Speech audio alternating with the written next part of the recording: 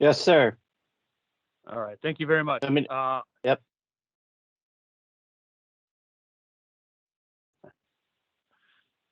All right. And who am I speaking with, please? Are you Well, ready? sir, we're going to start when we get a quorum and when the chair calls the matter to order. But if you could tell us who you are so we can figure out if you're an applicant or a participant, that would be great. Sure. My name is David Getcho, and I am at 1721 Hague, so I would be a participant.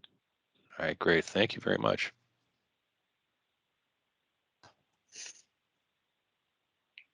Hi, everybody. This is Chair Riley. I'm sorry I was a little behind.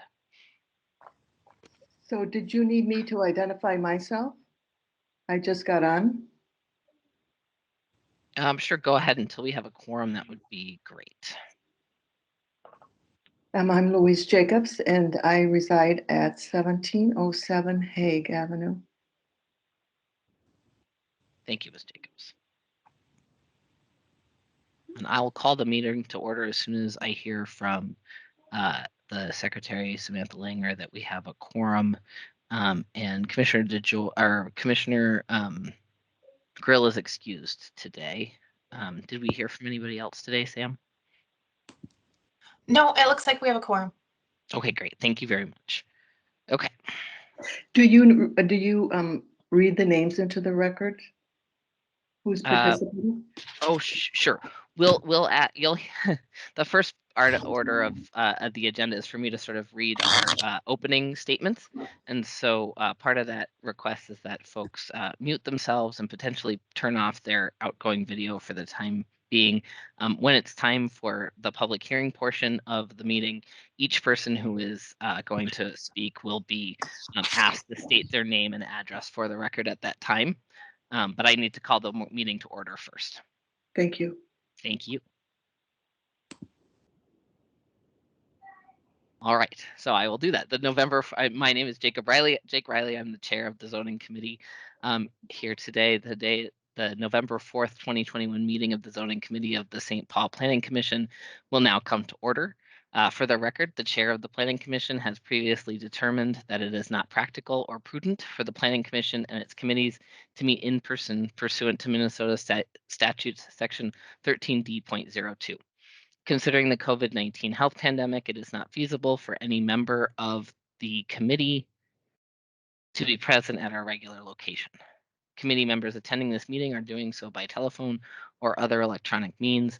It is also not feasible for members of the public to attend the meeting at its regular location due to the health pandemic and emergency. Arrangements have been made so applicants and members of the public may also attend this meeting by telephone or other electronic means. Accordingly, no meeting is being held in City Hall Council Chambers at 15 West Kellogg Boulevard at this time. Again, this public hearing is being conducted remotely due to the COVID-19 pandemic. This meeting is also being recorded. Even though this hearing is being conducted remotely, the committee's public hearing rules and procedures still apply as if the committee were meeting in its usual place. These rules and procedures are as follows. The zoning committee's recommendations and findings must have a rational basis based upon the St. Paul zoning code and applicable state and federal laws. The zoning committee's actions today are recommendations. They are not final decisions. The committee's recommendations are forwarded to the Planning Commission for final action. The committee's recommendations will be considered by the full Planning Commission at its regular meeting held 1 week from Friday.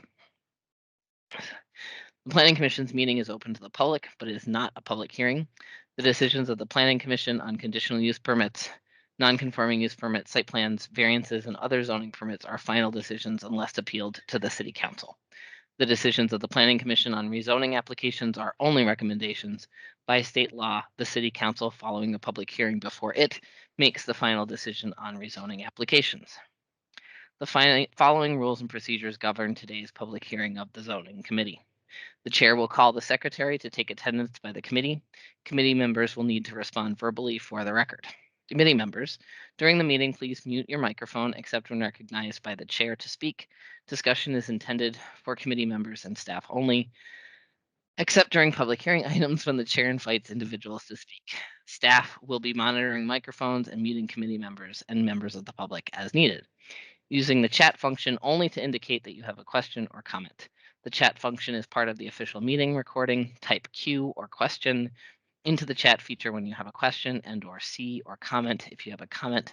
The chair and staff will monitor the chat function so that the chair may recognize committee members and staff in an orderly way. The chat function does not apply to the public hearing portion of the meeting. After being recognized by the chair, committee members should state their name before speaking. This helps others in the meeting and assists with the official recording.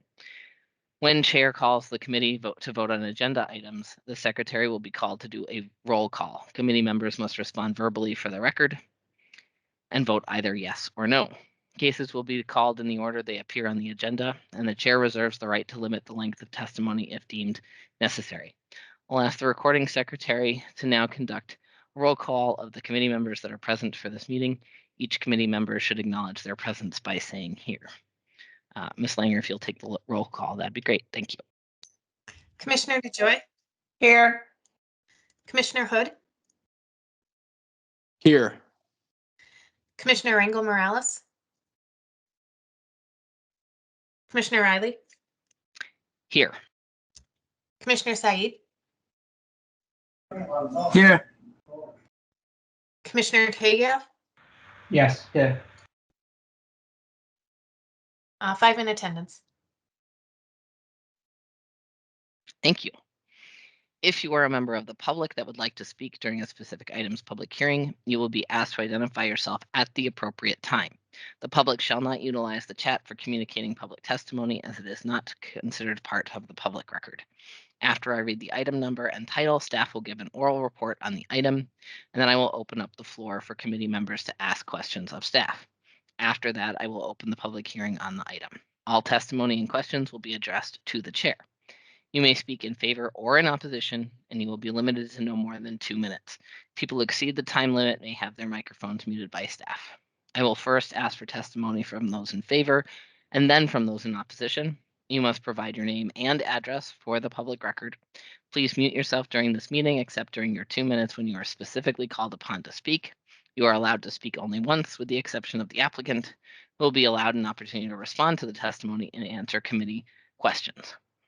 Before I proceed to the first case, I want to let people know that we will not be hearing case number 21-309-362 for the rezoning of 83 Douglas because the item was requested to be postponed to the December 9th meeting by the applicant. If you are here to speak at the public hearing for that item, which was previously number 2 on today's agenda and is shown struck from the agenda in the shared screen, we hope you will be able to return to speak on December 9th. If not, please submit testimony in writing to staff on or before December 9th. I will now proceed to the first case. The first case is case number 21-309-19. Approve minutes from our last meeting. Sorry. Yes. Thanks, Sam. Minutes. Sorry about that. First item on our agenda is the approval of the October 21st, 2021 Zoning Committee minutes. Sam, will you I need a motion and an approval or a second for that. Commissioner DeJoy, I move to approve. Yes, Commissioner Sayed will second. Thank you, Commissioners. Sam. Commissioner DeJoy? Yes. Commissioner Hood? Yes. Commissioner Tagia? Yes. Commissioner Said? Yes. And Chair Riley? Yes. 5 in favor, 0 opposed. All right, this is Chair Riley again. Thank you, Sam. And then usually we have a list of current applications for site plan review, and we did not receive any. And I will note now that we have no applications for the next zoning committee meeting. So unless something changes, we will not have the second meeting in November, which is why things are postponed. And we will see everybody on December 9th. Okay, now for the new business. Item number 1 is case number 21-309-190. Which is the expansion of a non-conforming triplex to replace an existing rear exterior stairway with an enclosed stairway at 1688 Dayton, which is on Dayton between Aldine and Pierce. And we have staff member Katie Dadles to present that item. Please go ahead, Ms. Dadles. Thank you. Thank you, Chair Riley and Commissioners. I'm Katie Dadles. I am the city planner assigned to the Union Park neighborhood. I am going to go off camera and go ahead and share my screen as I do the staff report. So please let me know that you can hear me and see my screen.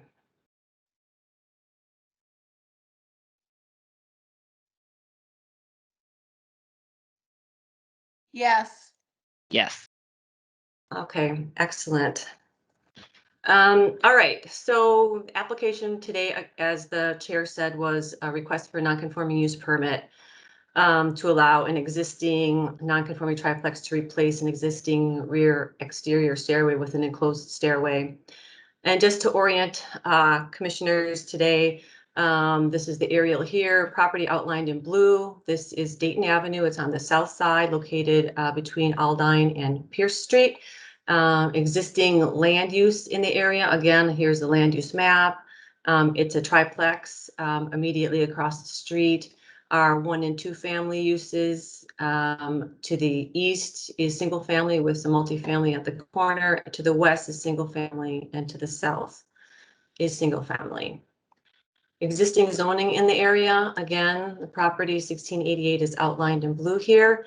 Property is zoned RT1, it's a single family and 2 family zoning district. To the north, obviously RT1, to the east and west, RT1 as well. And to the south, properties that front along Sully Avenue in a T2 traditional neighborhood zoning district. Just to give you a sense of the neighborhood, this is the north side of Dayton Avenue with some single family homes. This is south of the 1688 Dayton. This is across the alley. This is the rear yard of a single family home that fronts on Selby Avenue. The picture here on the upper right are single family uses immediately to the east of the subject property, and the picture in the lower right corner is the single family home immediately to the west. Subject property is 1688 Dayton Avenue here. Again, it's a existing legal non-conforming triplex in the duplex zone. It's about 5,700 square feet, has 50 feet of frontage on Dayton Avenue. And the picture on the right, you can see is an existing exterior stairway. Again, it's a triplex with 1 unit on the first floor, 1 on the second floor, and a 3rd unit on the 3rd floor. And the applicant's proposal is to replace this exterior staircase with an enclosed staircase. Applicant did submit along along with the application a site plan here that shows the footprint of the existing home, the location for the proposed enclosed staircase. Provides some dimensions, including the proposed setbacks, side yard setbacks on the east of 9 feet, on the west, I think of 22.5 feet, and in the rear side or the rear yard setback proposed of 34 feet. There were submitted as well a perspective on what the addition will look like here, showing an entryway and then this the enclosed staircase here. A section here looking towards the west, and one here looking towards the south. And then again, just more renderings of the west and the east and of the south. Oh, sorry. So there, let's see. So again, the request is to be able to expand the non-conforming use to permit construction of an enclosed stairway. The existing exterior stairway at the rear of the property will provide access again to those units on the 2nd and 3rd floors. And the proposed stairway is 3 stories in height, and I'm sorry, 3 stories and 35 feet in height. The addition would match the existing roof line, height, materials, and color of the existing house. I'm using the same gray siding and white trim. If the applicants were simply replacing the existing stairway with no expansion of the non-conforming use would be needed, but because they're expanding the footprint of the building, a non-conforming use permit is required. Section 62.109 of the zoning code allows for expansion of non-conforming uses and identifies 8 findings that need to be met. The first relates to the non-conforming use not increasing the number of dwelling units. That requirement is met. Here we're just adding the staircase, but not any dwelling units. The second finding relates to meeting all required setbacks for the proposed expansion and also meeting the height requirements. And in this case, the staff report goes into more detail, but the side and rear setback requirements are met, as well as the height requirements in the zoning district. And another criteria for approval of a expansion of a non-conforming use relates to the appearance of the expansion being compatible with the design of the existing, and in this case, the proposed enclosed stairway is compatible with that design and height of the existing house. And it'll be constructed with similar materials and windows as neighboring properties. The next finding relates to the adequate off-street parking be added for the use. And in this case, the stairway itself does not require any additional off-street parking. There's no change to the triplex use itself. It will remain as 3 units. The next finding relates to that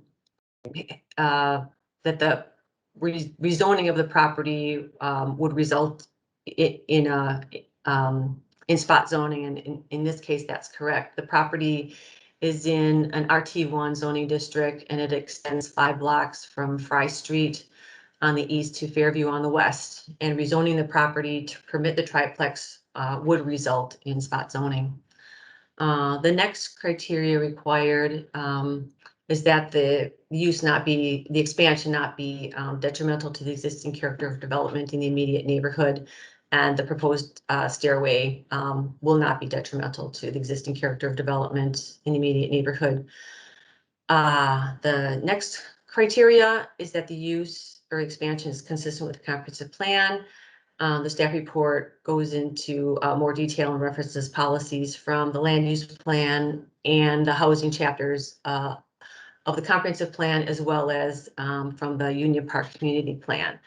And the final requirement relates to submission of a petition signed by area property owners, and this requirement is met. The petition requirement at this point in time is being superseded by a mayor's executive order waiving petition requirements during the pandemic.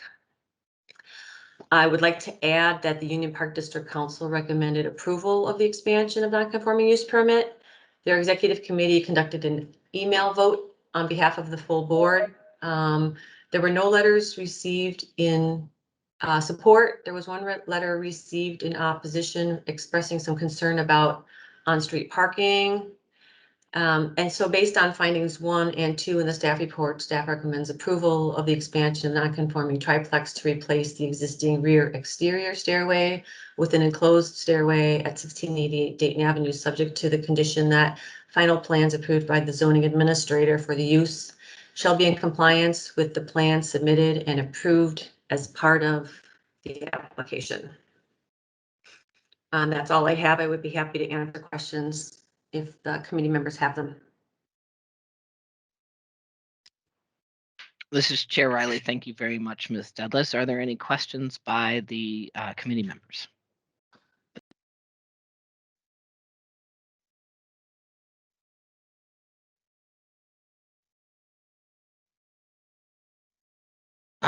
This is Chair Riley again. Seeing none, I'll just ask one clarifying question.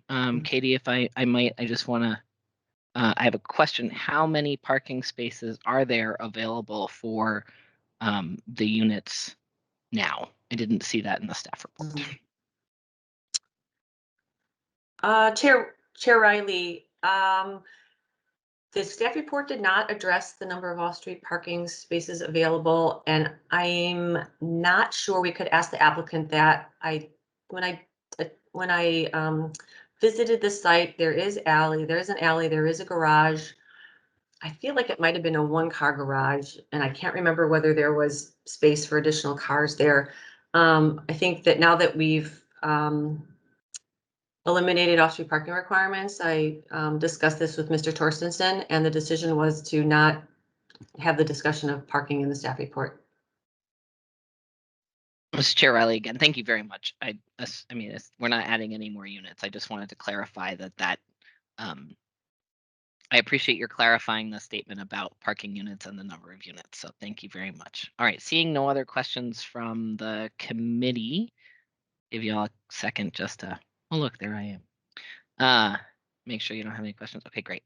Is the applicant present? Yes, I am. Yes.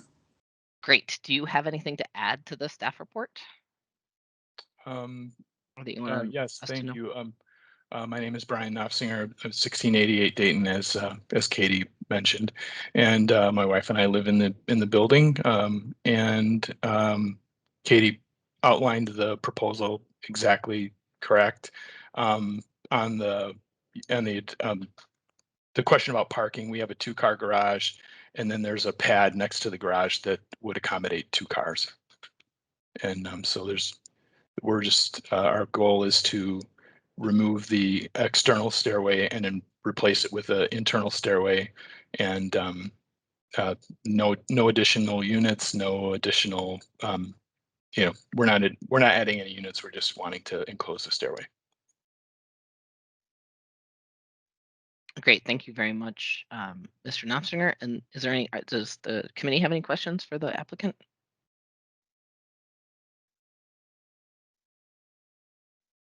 All right. Seeing none, is there anyone here to speak in support of this application?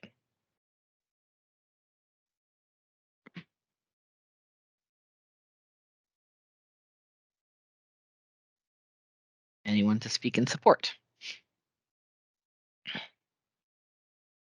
And this will be my last time asking for folks to speak in support of this particular application, which is for 1688 Dayton Avenue, a triplex expansion of an existing non-conforming use permit. Great. Is there anyone here to speak in opposition to this application?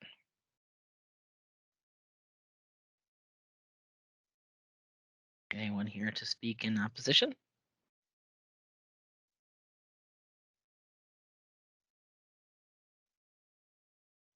And last time, anyone here to speak in opposition?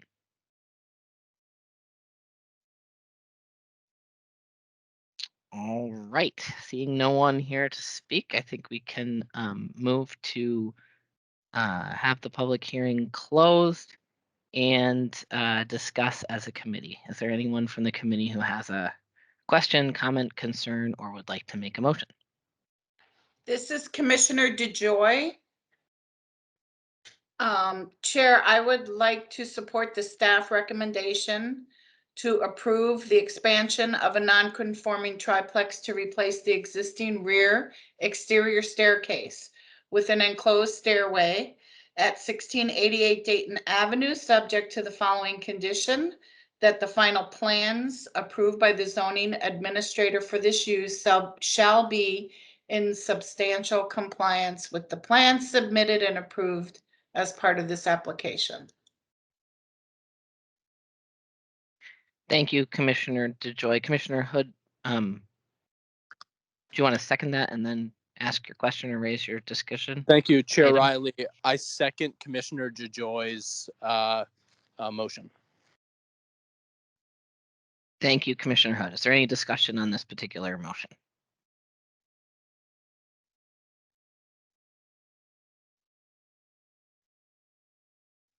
All right, seeing none, Ms. Langer, will you take the roll call, please?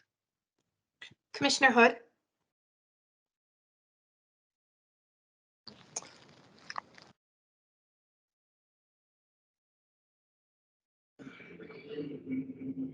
Commissioner Said, Yes. Commissioner Tegia, Yes. Commissioner DeJoy, Yes. Commissioner Rangel Morales, Yes. and Commissioner Hood. Yes. Okay. And Chair Riley. Yes. 6 in favor, 0 opposed. Great. This is Chair Riley again. Thanks very much, Sam. And now we will move to the second case, which is case number 21-310-795 for 1708 Selby. This is an application to rezone that property from B2 community business to RM2 medium density multifamily residential. This is at 1708 Selby between Aldine and Herschel. And we have sorry, Chair, Ms. can you Dadless again. Can you put on your screen?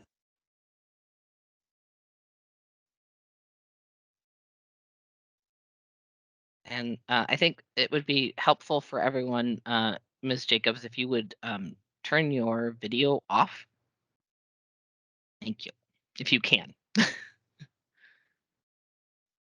Ms. Dadless, go ahead when you have it, when you're able to. All right, thank you, Chair. I will go ahead and share my screen again.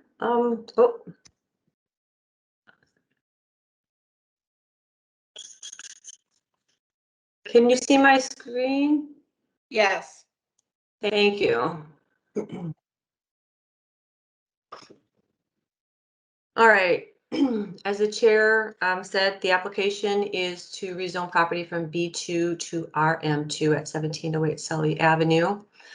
Again, I'd like to just orient commissioners to the property. This is on the south side of Selby Avenue between Aldine and Herschel. So it's just 1 block west of the case that we heard previously. Taking a look at the land use map, again, property outlined in blue, you can see pink color. It's currently zoned currently zoned for commercial use, with multifamily immediately to the east, single family to the north, single family to the west, and single family to the south. And taking a look at the zoning map for the area, again, outlined in blue here on the south side, is in a B2 zoning district that extends to the corner. RM2 is existing to the west and most on the north side of the block, except for the corner at Aldine. And RT1 is immediately to the south, properties that front on Hague Avenue.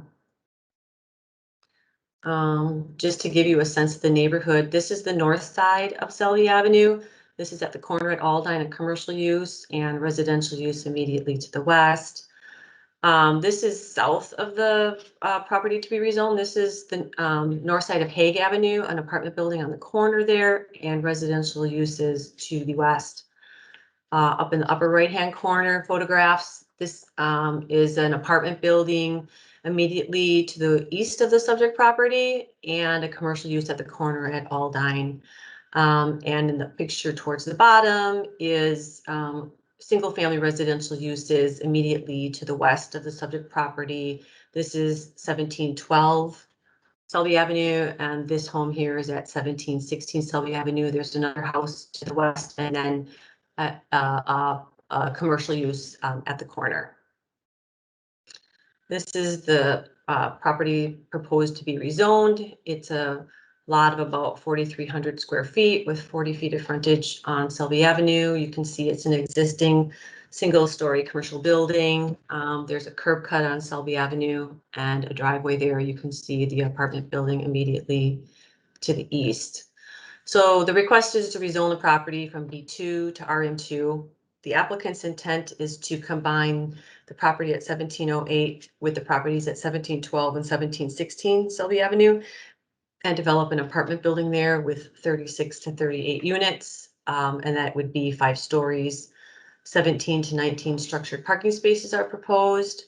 The applicant stated it would be mostly studio and 1-bedroom units with a few 2-bedroom units. I believe it was proposed to be market rate housing. Applicant stated that if the rezoning is not approved, then they would propose a development of an apartment building on just 1712 and 1716 Selby Avenue.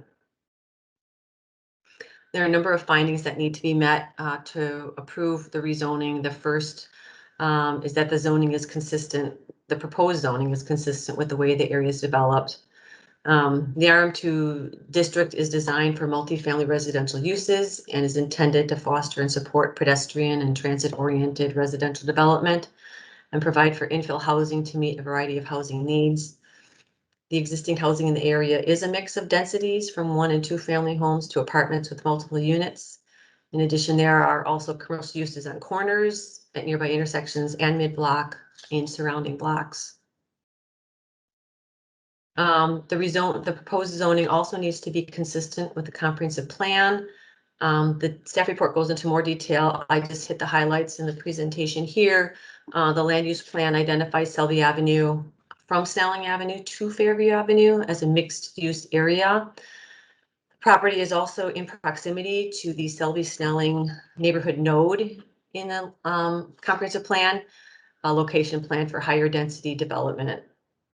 And policy H46 in the housing chapter of the comprehensive plan calls for supporting the development of new housing, particularly in areas identified as mixed use, to meet market demand for living in walkable, transit-oriented, accessible urban neighborhoods. The proposed zoning is also consistent with the Union Park Community Plan, which is an addendum to the comprehensive plan.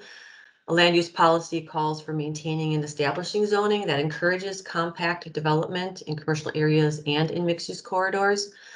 And a housing policy of that plan calls for supporting multi-unit mixed-use development in mixed-use corridors that can accommodate higher density levels while minimizing impacts on adjacent lower density areas and discouraging multi-unit housing and retail uses that are incompatible with single-family residential uses.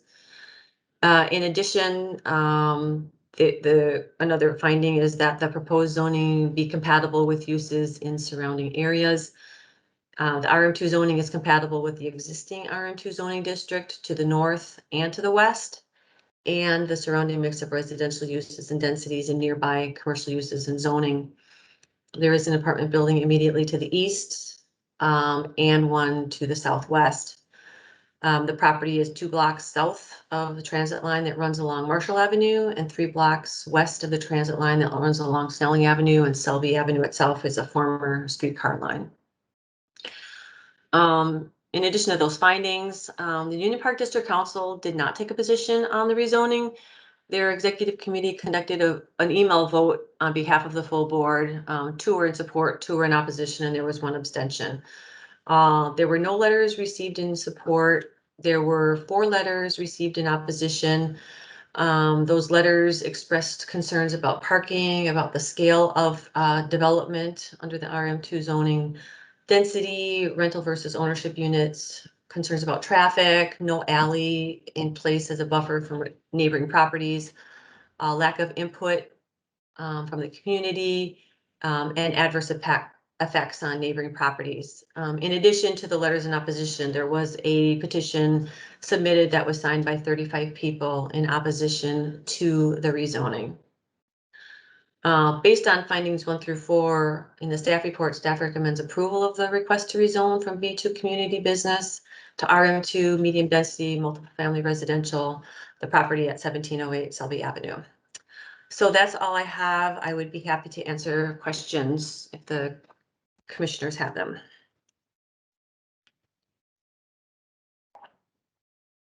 All right, this is Chair Riley. Thank you very much. Ms. Dadles, commissioners, do you have any questions for staff?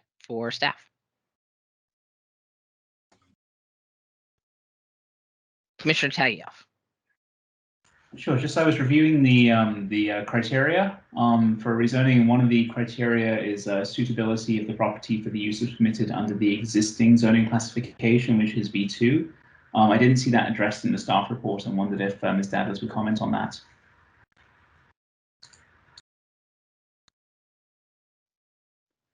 Chair Riley and Commissioner Tagioff.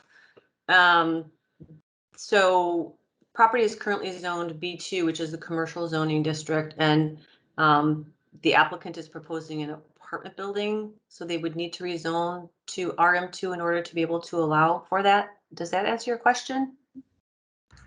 Sure.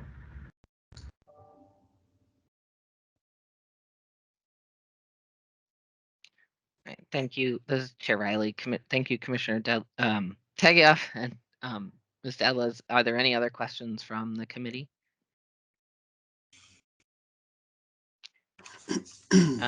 I have one, Ms. Dadlas, is the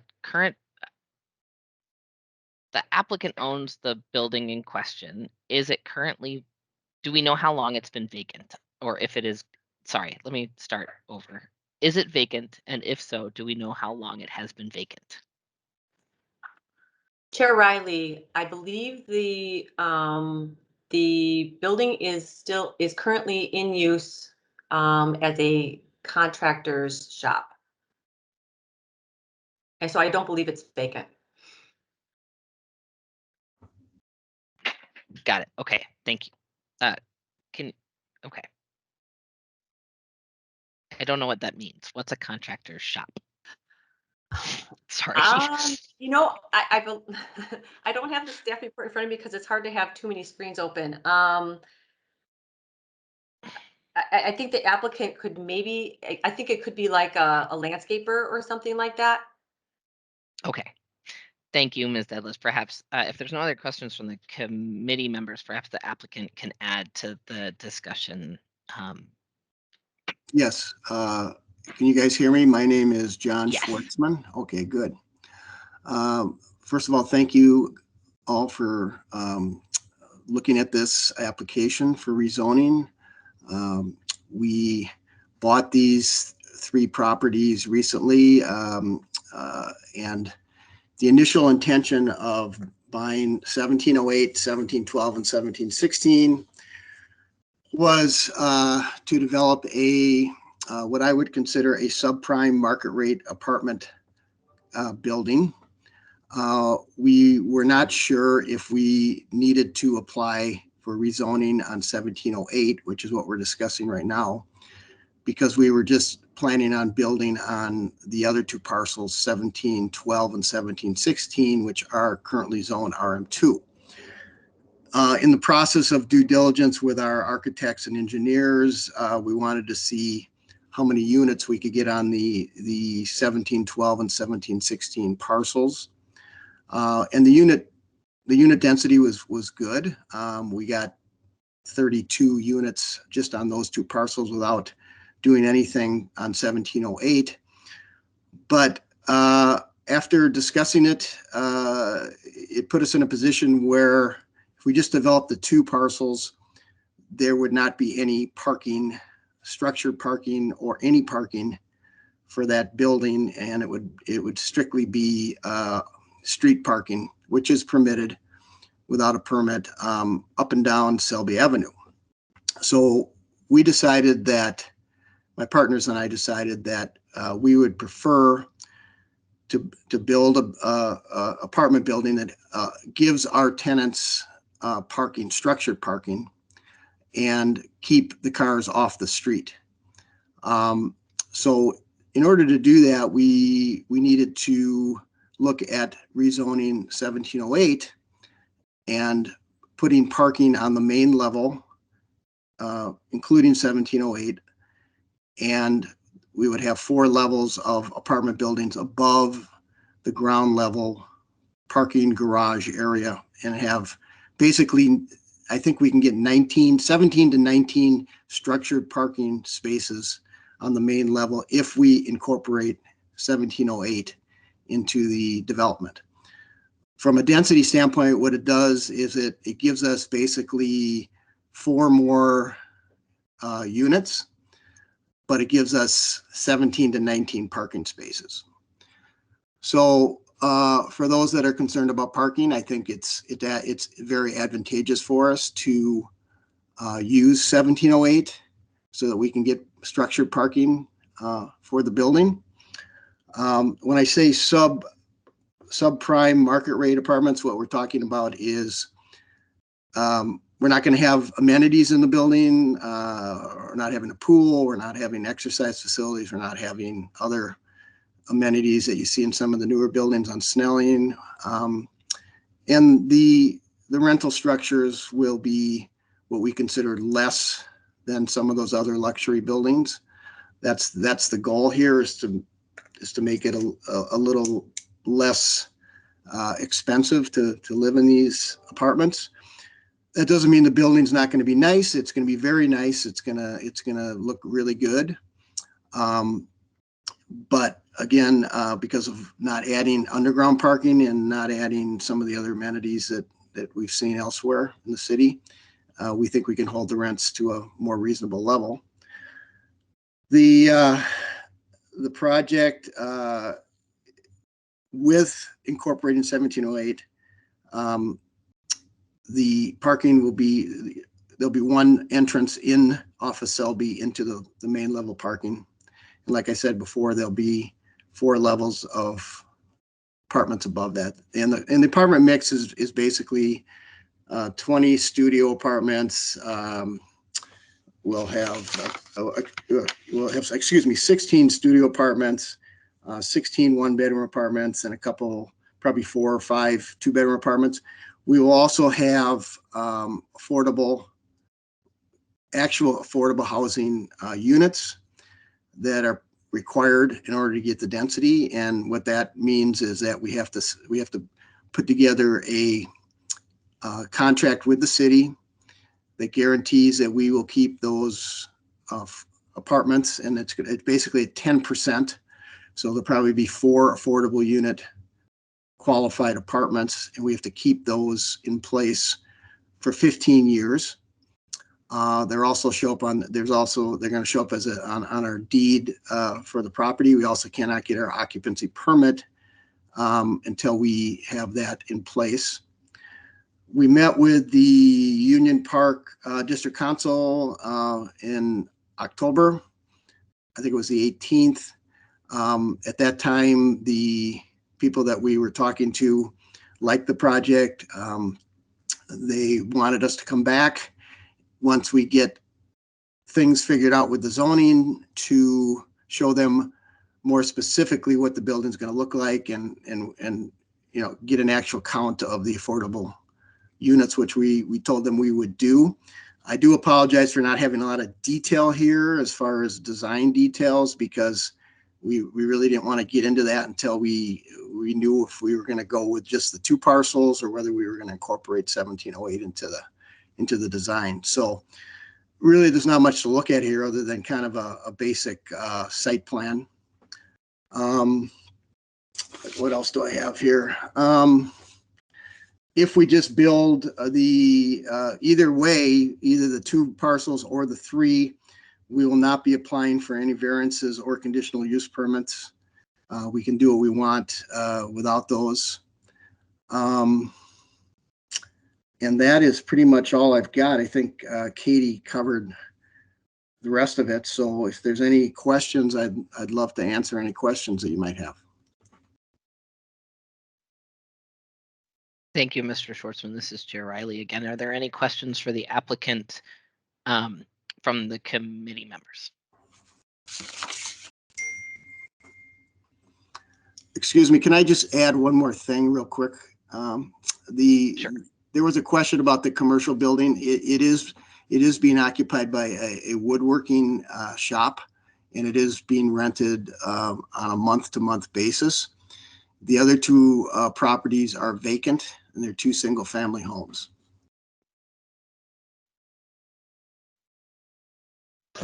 Thank you very much. I appreciate that. That was my question. Yeah. So I appreciate you adding that. Yeah. All right, on to the committee members. Does anybody have any questions for the applicant?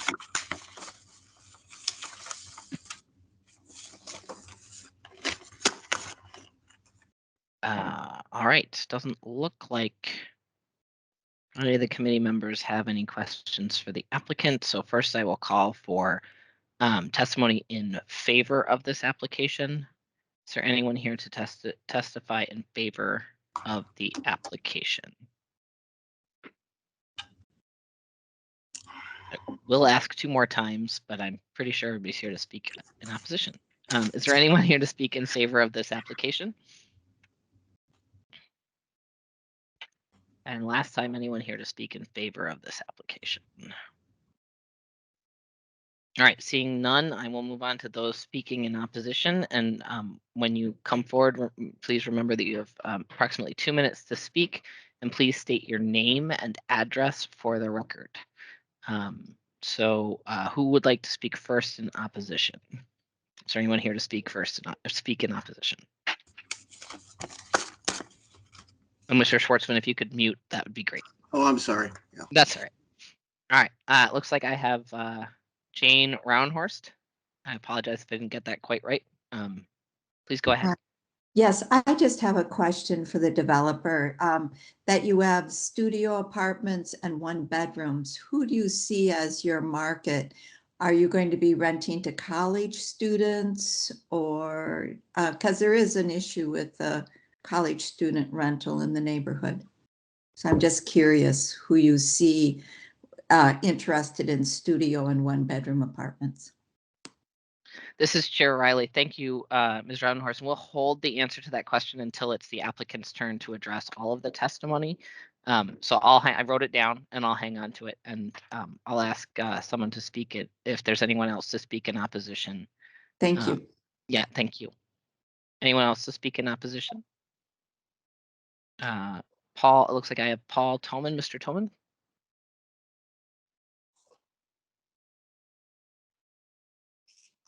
Go ahead, Paul. Oh, And somehow it muted me again. Okay. I'll I'm here. get to Ms. Jacobs. You'll be next. Okay. Thanks. Yeah, my name is Paul Tolman, and at 1706 Hague. I'm facing the property from across the street on Hague as it sits. I know I only have 2 minutes, and I have submitted a written testimony that I encourage you to read all the testimony, including the signatures that have been collected of the large amount of people that are against this particular project. One being the height and the density that's taking place because of the parking. Now, we already have the maximum density in parking around here because the existing units that do not have off-street parking. She noted the other units that were around here that were 2-story. The maximum height around here is 2-story for single-family units and for the multi-units that are available. So basically, a 5-story unit is we see as unacceptable. The other thing is the lack of any site plan. We're taking his word for it. We don't know. This is going to progress further, whether he goes to 2 properties or not. We have no idea. We have no drawings. We have no proposal. We're just basically going by his word at this point. There's several other legal points that were pointed out that you'll be hearing from Ms. Jacobs that hopefully will be speaking after me as well. But other things to consider, and one thing particularly to consider is the fact that there's a study that was done by the BRE group on the daylight factor. Anybody that's involved in construction should know about this and the effect of the reflection from the windows and also the light onto adjacent properties and neighborhoods. That should be noted with this particular property, whether we approve this or any other development on that property. Once again, we don't have much time in order to develop these arguments because of the late notice and the what we see as insufficient notice that was taking place. There's also legal issues involved with the footage and the properties that are involved in his zoning and also on the other side of the block as well. So I stand in opposition on a number of points, and I think at this point we need to at least get more information before anything's approved. And you can obviously see the number of us that are gathered here today, taking time out to really kind of say, we need more information. And as it sits, any information that we have right now, we find is really not sufficient for anything to progress further.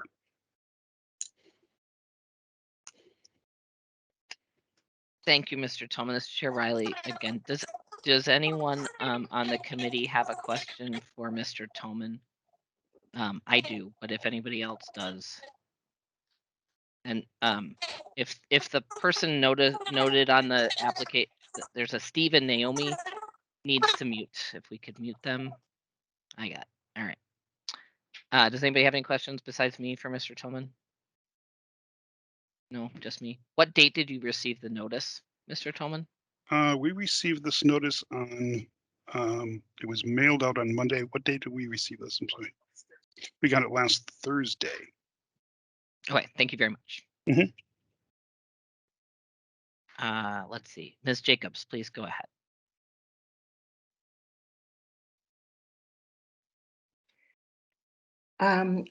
I received, by the way, the notice on Friday.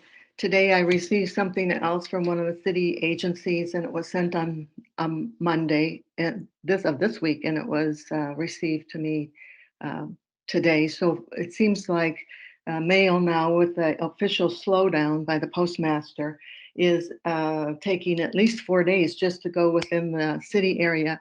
I think that would require all the zoning people to adjust their mailings so that people can get the information then they can. I will tell, as I talk to people in the neighborhood, I'll tell you that many said, and this was when I talked to them on Sunday, primarily on Sunday, that they did not know what I was talking about because they hadn't received the notice.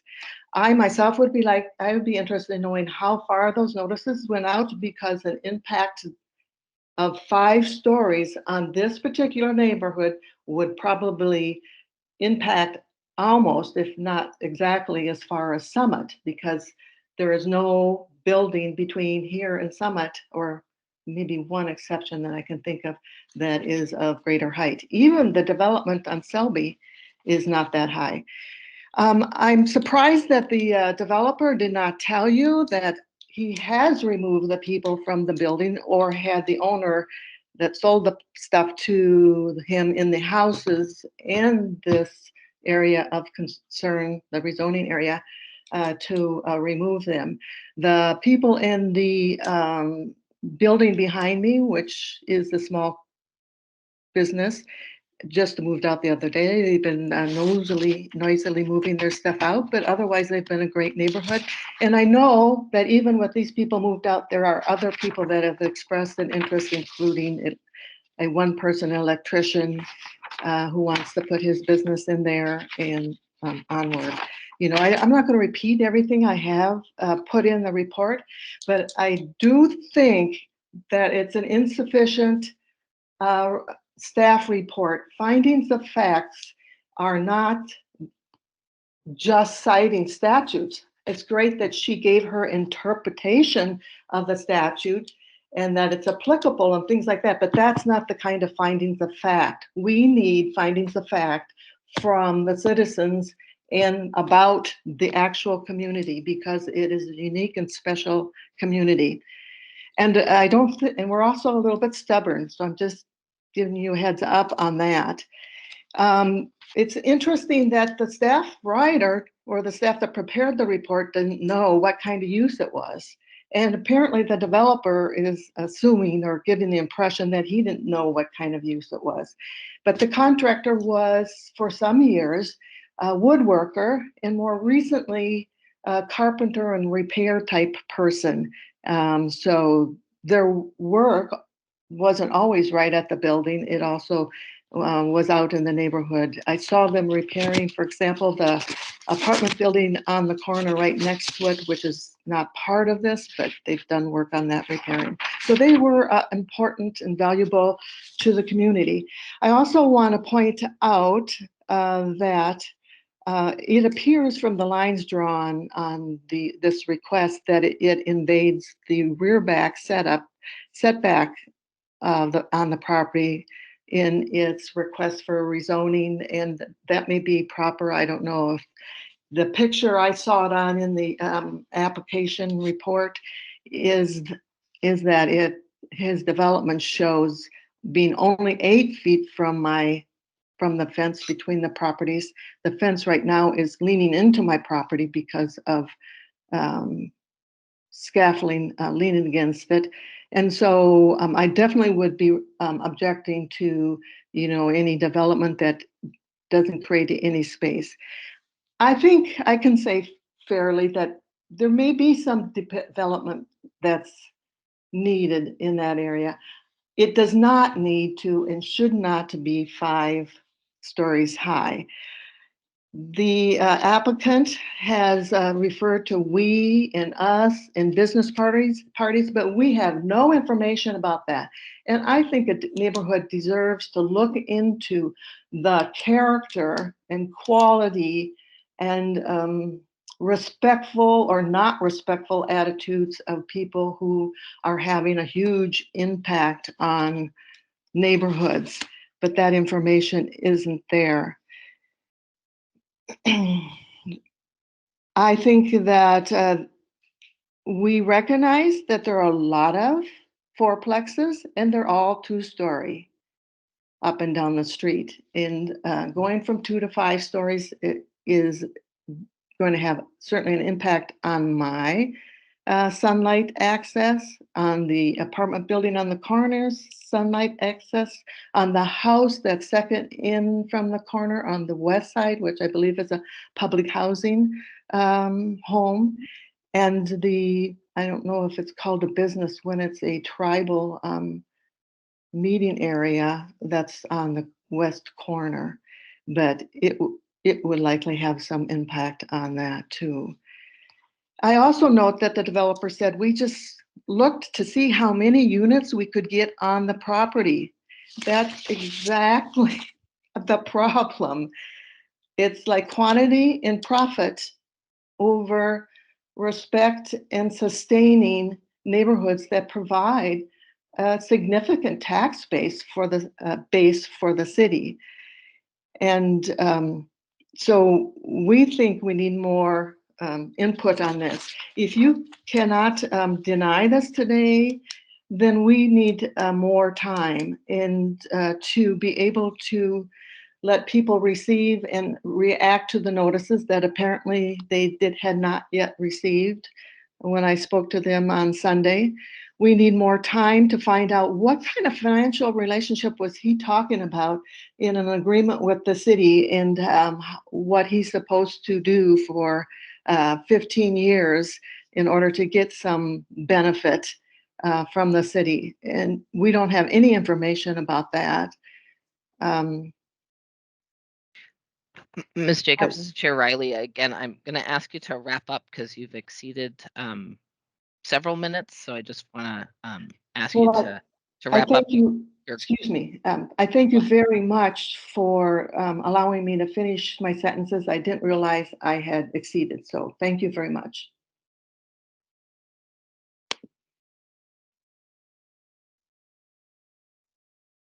All right. Thank you. I saw Commissioner DeJoy. Did you have a question? No, I just noted that I didn't hear the Ms. Jacobs address when she started speaking. I don't know if I missed it or. Thank you, Ms. DeJoy. Commissioner DeJoy. Ms. Jacobs, if you would share your address, I think you did say, but just to be clear that we have it. Yes, my address is 1707 Hague, which places me directly behind the subject property for rezoning. Thank you very much. I'm on Hague and it's on Selby right behind me.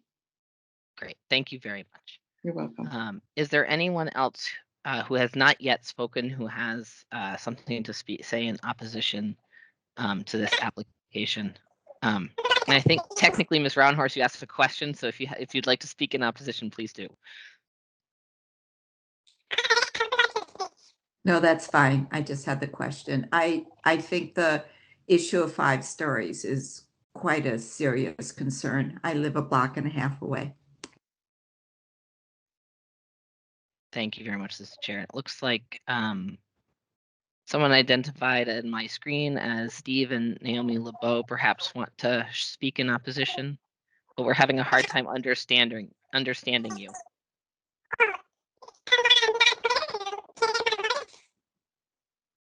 Yeah, it sounds like you're sped up. Perhaps you could hang up and come back.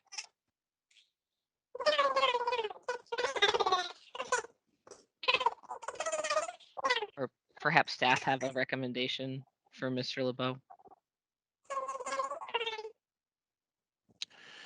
I think reconnecting would work best.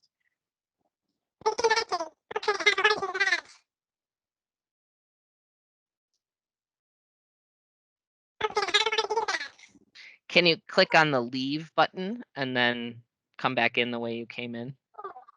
See if you could try that. It's possible. Ms. Langer, can you kick them out and then have, oh, there they go. All right. We'll pause for a minute here while they try and reconnect.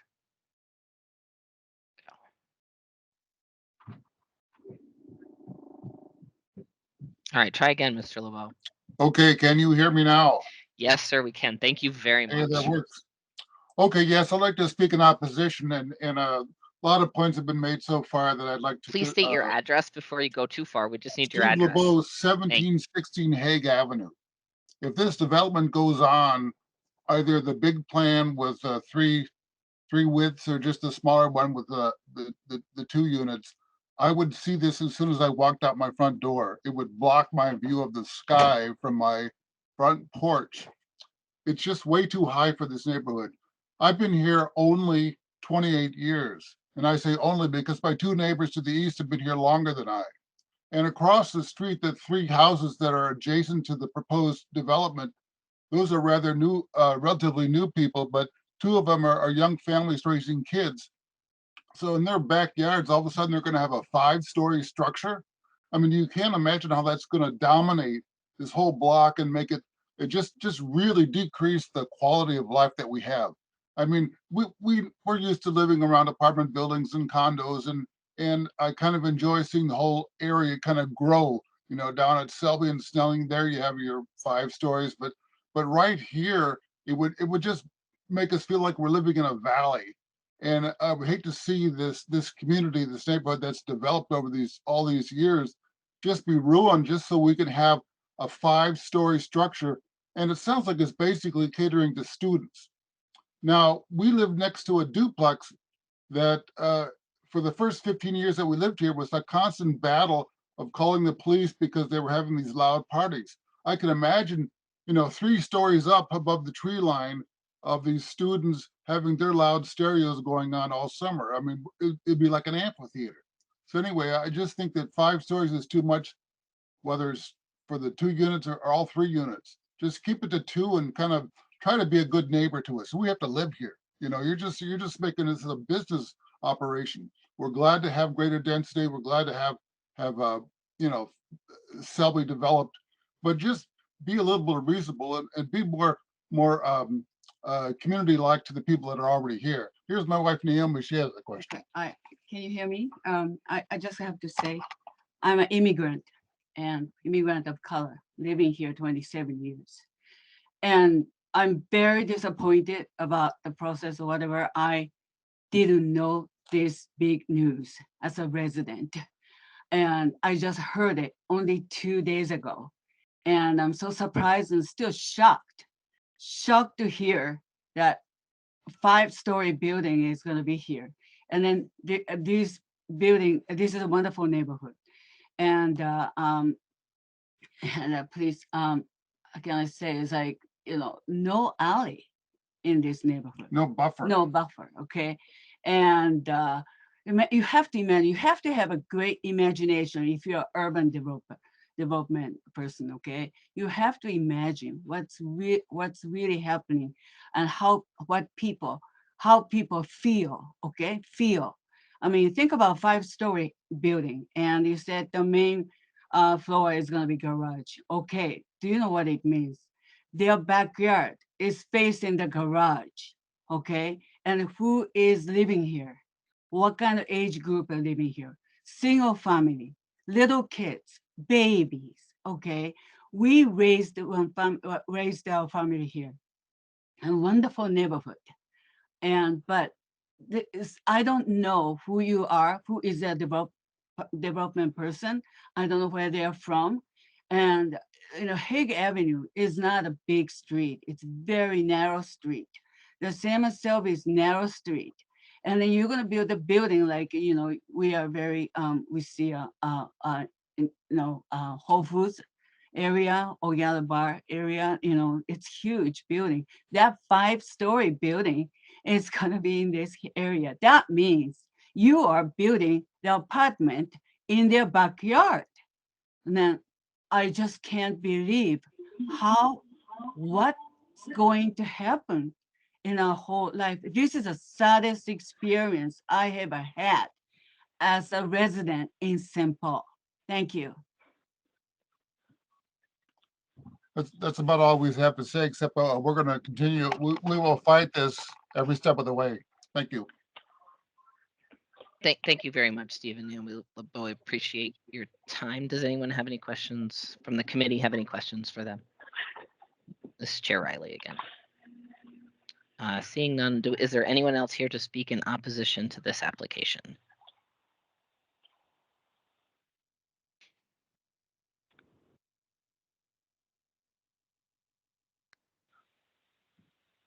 I would like to speak in opposition, please. Yes, please go ahead. Please state your name and address for the record. Thank you. Yes, my name is David Getcho. I live at 1721 Hague. One point of business for Ms. Katie Dadles. There was an error on the report on section 4. It said that there is an apartment building immediately east of the subject property and one immediately to the southwest. It really should be to the southeast. To the southwest is a single family home.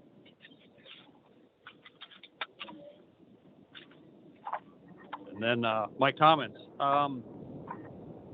The building itself that's being discussed has not been vacant in the 20 plus years that we've lived there.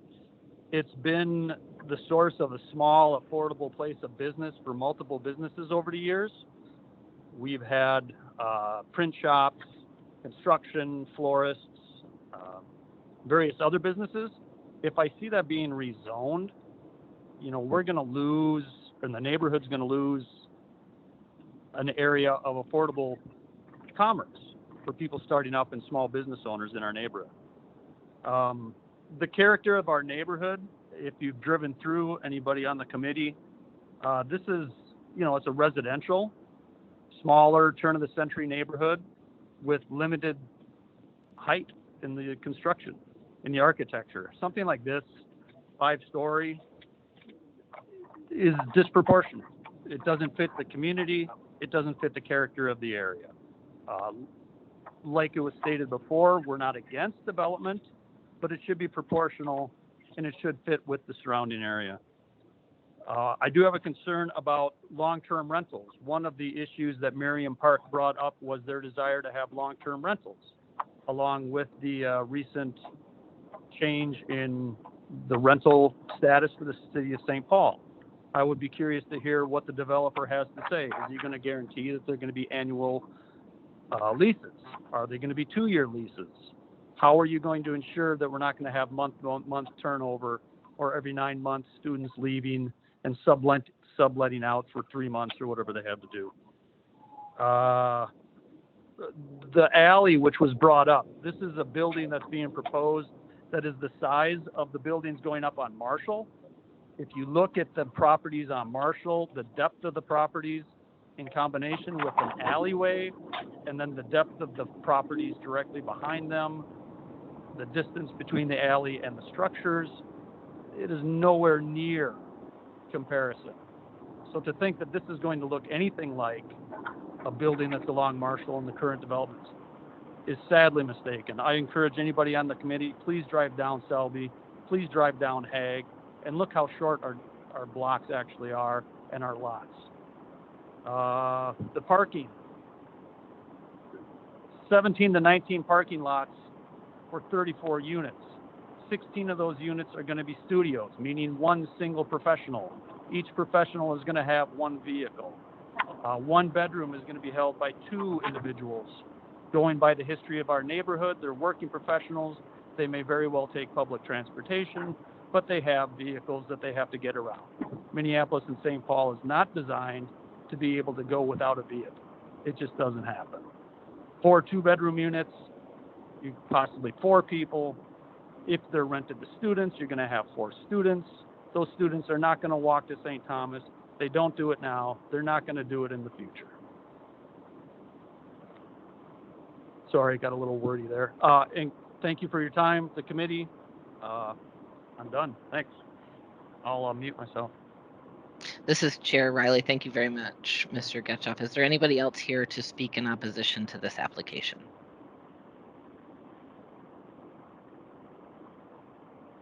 And I'm trying to keep an eye on everyone, and I think everybody is, but just in case we can't, just speak up if you'd like to speak in opposition.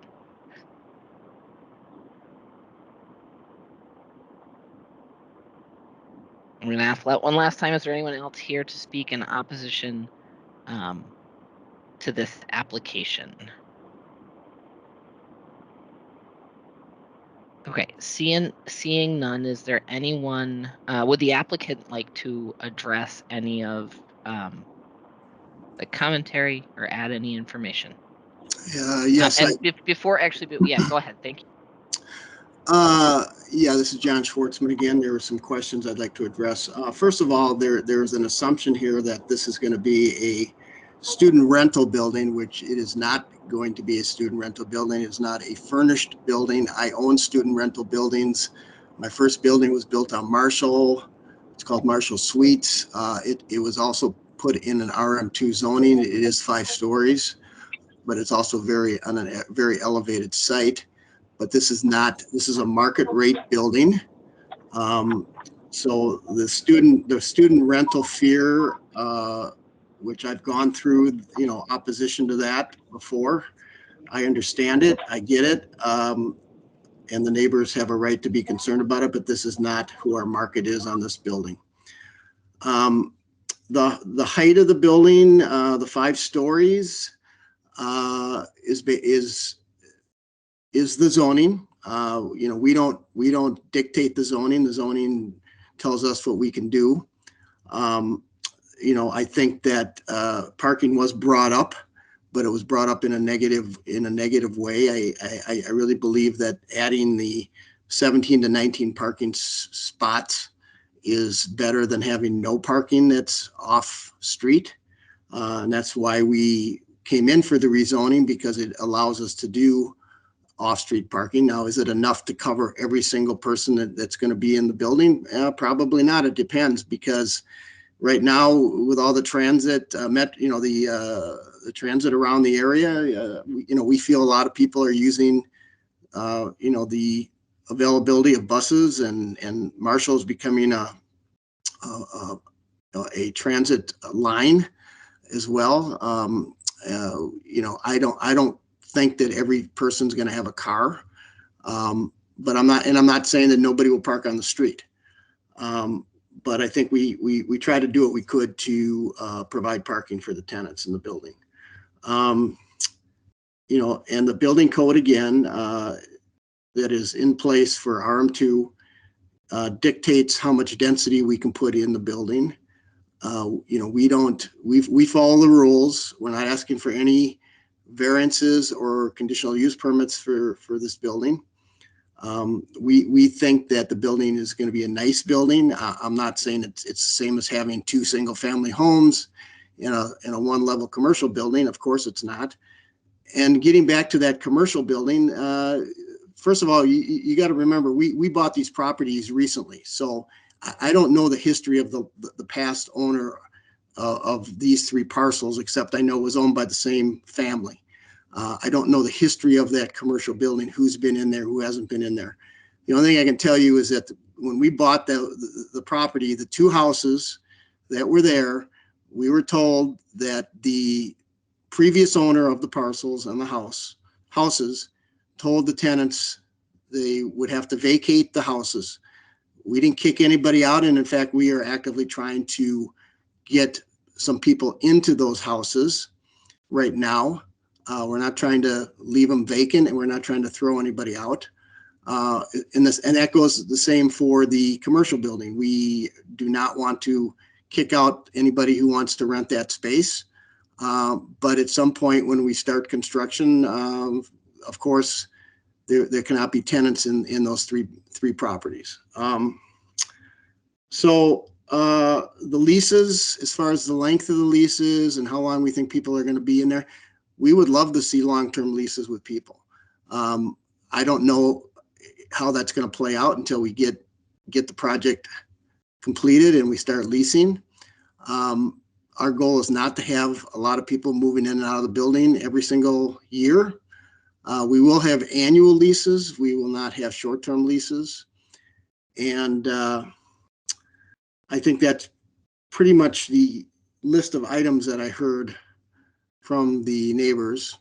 And I just want to tell the neighbors again, we are extremely sympathetic and concerned about making sure that We're not going to cause a problem in the neighborhood.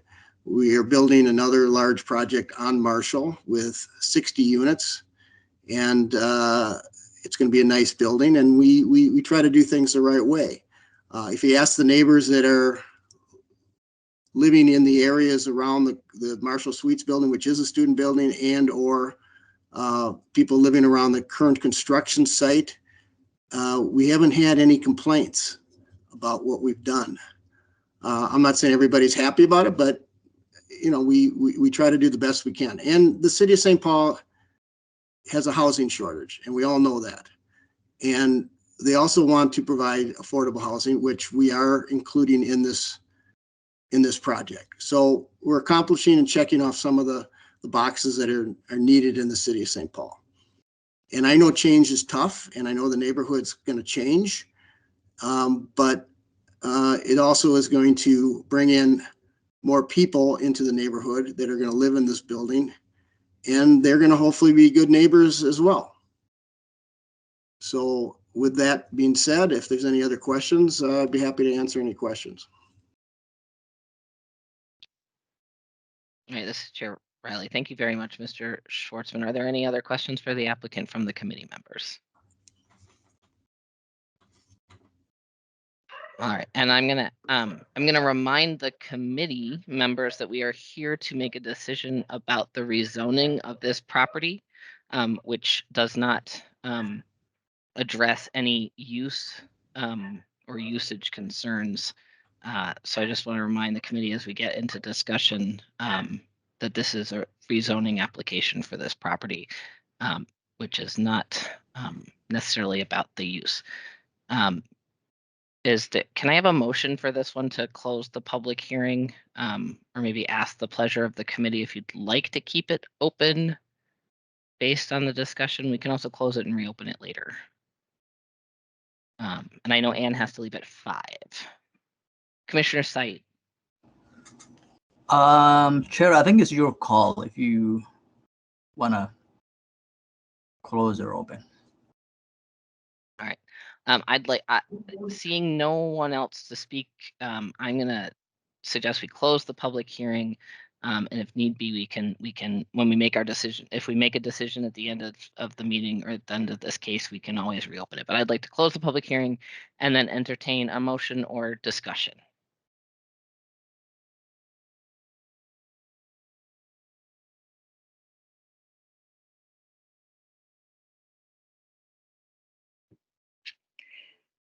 I have a question if Commissioner, it's possible. I'm sorry, Ms. Jacobs, the public hearing is closed, so unfortunately there's no opportunity at this time for you to ask a question. The outcome of this ultimately does go back to the city council, which held another public hearing. Commissioner DeJoy or Commissioner Taggioff, I saw both of your hands come up. I'll speak to Commissioner DeJoy. Oh, thank you, Commissioner. And Chair, just a clarifying question. So we are closing the public hearing. Is this a case where we would keep the record open? Not typically, no. No, not at the zoning committee. Okay, thank you for the clarification. I do have a question about notification, and I don't know when it's appropriate to bring that up. Commissioner DeJoy, this is the chair. I think now is okay. I believe the standard is 350 feet, but I would defer to Ms. Dadless. Well, let me just expand on my question. I know that there is, I don't know, a moratorium on having to collect any signatures, and this was a order that came out of the mayor's office. Also, it's starting to sound like postal mail is taking longer than typically it does. I don't doubt that the testimony we heard today that people were just notified within a day or two. So is that a concern? And is it a consideration with any discussion that we have today? Thank you, Commissioner DeJoy. Mr. Warner.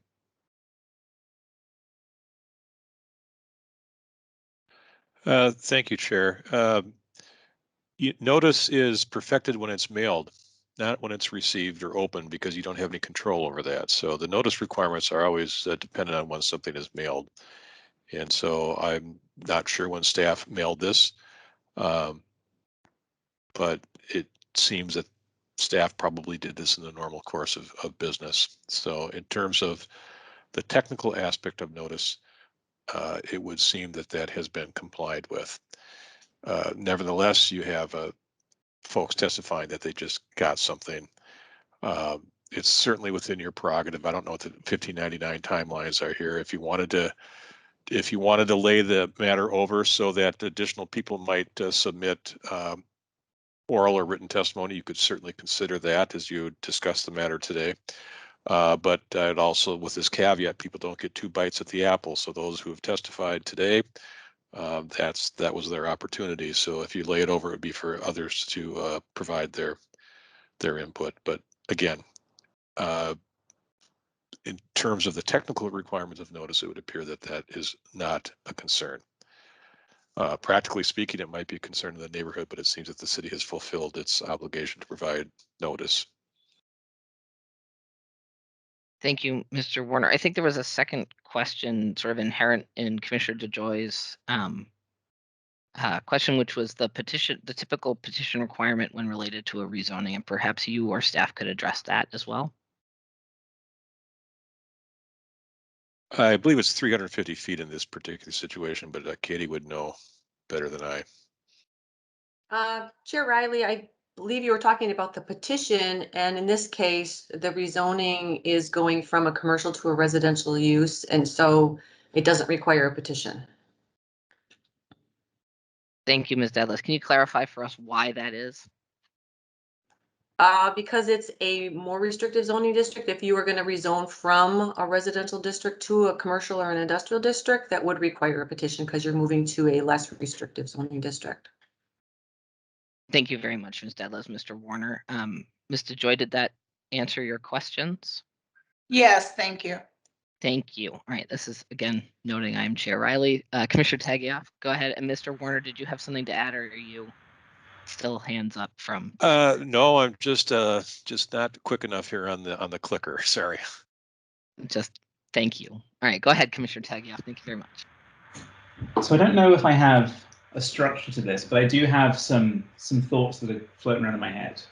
So the criteria that sticks out to me in considering this rezoning is the question of the trend of the development in the area, trying to understand kind of how this area has been used and how it's evolving. And when I was reviewing this, I looked at the broader area. I looked at kind of the this subject property is about just beyond 3 blocks in the 4th block west from Snelling and Selby, which is obviously has been is a sort of major hub, if you like, or a node. And I see that around that, we've gone to T2 as zoning district, kind of right up to 3 blocks west, and then we transition to this mix of commercial and B2s and RM2s on this block. And then I look also up at Marshall, which has a bus route and is again, a more major corridor per testimony, a block north of this, and that is zoned RM1. And yet we have this sort of RM2 zoning, which by right allows a building of up to 50 feet to be built. Then I look at what's actually along this corridor, and it all seems to be single-story, two-story.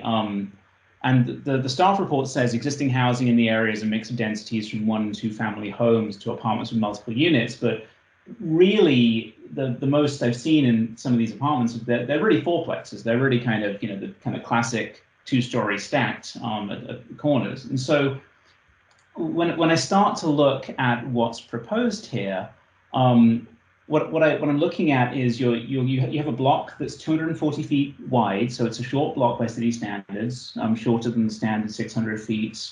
You have everything along there is kind of a single lot. So you have these little 40-foot lots, and with combining 3 lots into a single lot, you're going to end up with a 120 foot, which is the only thing in the district which is going to be taking up a frontage of 120 feet, which is half a block, and then it's going to be 5 stories tall.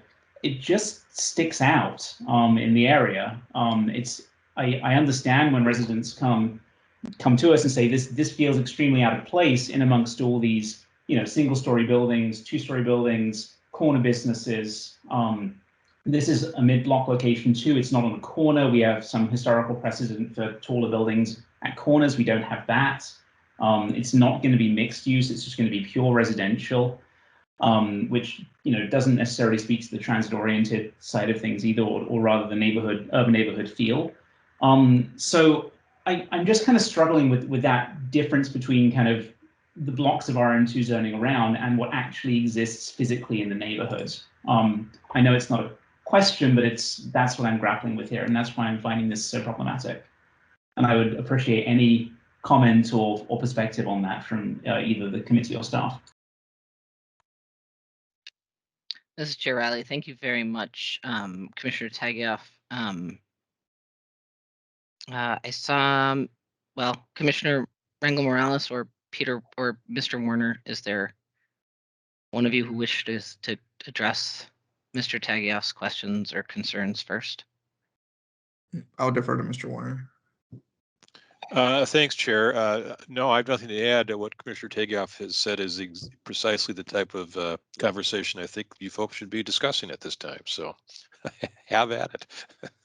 Thank you very much, Mr. Warner. Commissioner Rangel Morales, please go ahead. Yeah, so I appreciate Commissioner Tagioff raising this issue because this block, well, not this block, but the street in general has had a lot of contentious builds like this over the course of the last 4 or 5 years, starting with the 2018 rezoning of the entire area. And so perhaps Ms. Gatlas could provide more information about that. But I think what the applicant is proposing is in line in how this particular block was envisioned to develop. It was really contentious between us, and then when it got to city council, it was completely redone altogether. So I think Commissioner Tagioff is just sort of highlighting the old flames from 2018.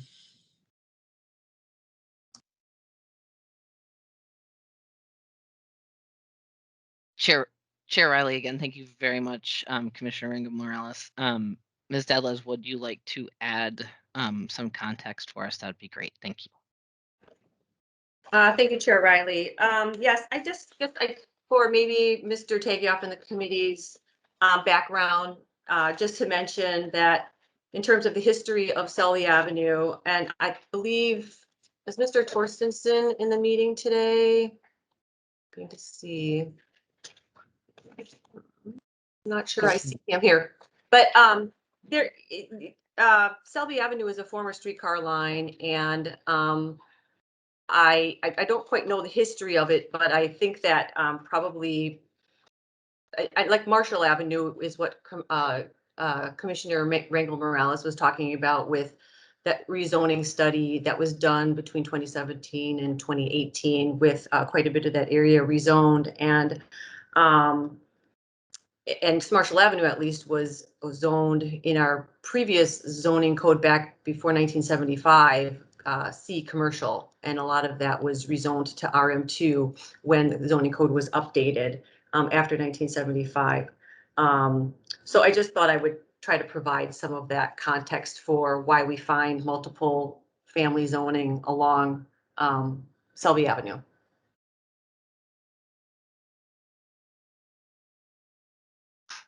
Thank you, Ms. Dedles. I see that Mr. Torstensen is here. So if Commissioner Tagioff would like to ask a question, same with Commissioner Rangel Morales, that perhaps would add to what Mr. Torstensen can add if needed. If you guys could go in that order, that'd be great. Thank you. Thank you, Chair. And I think that's probably where my question lies. So I'm looking at the stretch of Selby from Snelling over to Aldine Street, those 3 blocks immediately west of Selby, which looks to me to be T2 zoning, which is right near the node and then has a maximum height of 35 feet by right.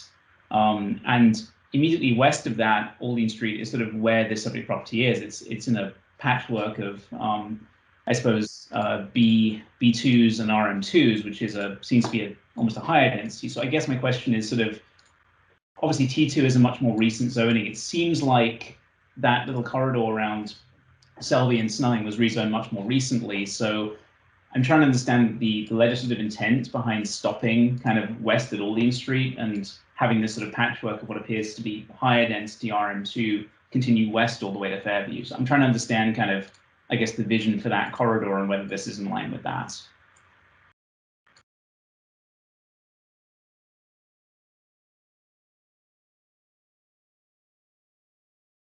Thank you, Mr. Tayev.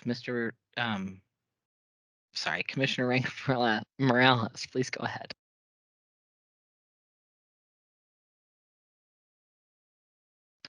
You're muted, sir. Yeah, sorry, I'll defer to staff on a response to that. I guess what I'll say to Commissioner Tagia's concern is when the rezoning came before us, what had originally been proposed was a more scaled down version. And then when it went to city council, some city council members sort of provided their own vision for it, and it was a larger scale development. And I think what this, for better or worse, I'm not arguing one way or the other. I'm just saying the vision of what this particular applicant is proposing appears to be in line with sort of how those arguments were going back in 2018. And I understand that in this particular block, perhaps it's not as noticeable, but as you start getting farther down towards Cretan and Cleveland, these developments are not uncommon anymore.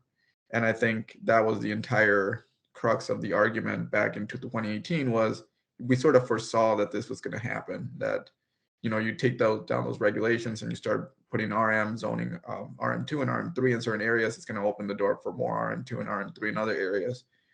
And so to me, this is not out of character with what the vision was when we discussed this in 2018. And so it's I think to Mr. Warner's point, certainly if it's something that we think is completely out of line with that, it's something for us to discuss. I am a bit concerned with the number of parking that's being proposed, especially the consideration of, that it is a high, or it's being considered a high transit area. And again, that sort of deals with our own issue of parking minimums and parking maximums and so on and so forth. And what's the best way to encourage individuals to use transit? That's a separate argument, but I think the development in and of itself, and as the applicant put it, change is hard and maybe not everyone's in support of it, but this is, to me, is just sort of rehashing the same arguments that we had in 2018. Thank you, Commissioner Rangel Morales. This is Chair Riley. Commissioner Tagioff, go ahead, and then Mr. Williams can add, I think, context to those rezoning studies. Thank you, Chair. I put my hand down, but I do want to thank the Commissioner, Lewis, for his helpful comments. I wasn't here in 2018, and I sincerely appreciate the context. Definitely don't want to reignite old flames.